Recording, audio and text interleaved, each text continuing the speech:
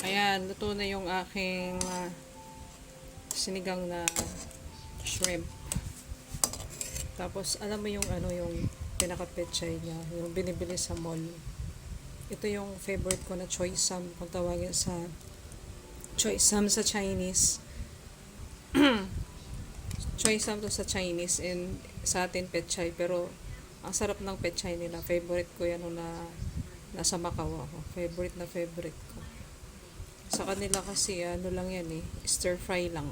Napakasimple, lagyan lang ng bawang, stir fry. Yun lang. Tapos lagyan ng konting asin lang.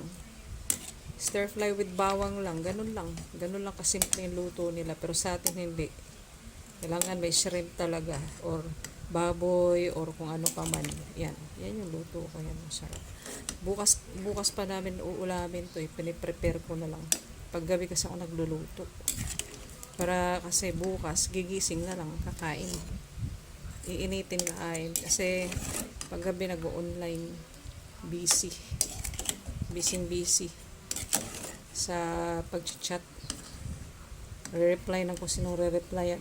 Ayan, okay ba? Kain tayo guys. Kain tayo mga kapuso, mga kapamilya, mga ka-FB.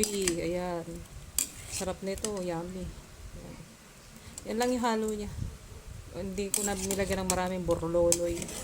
Importante, ang sarap ng sabaw. Di ba? Okay, let's eat.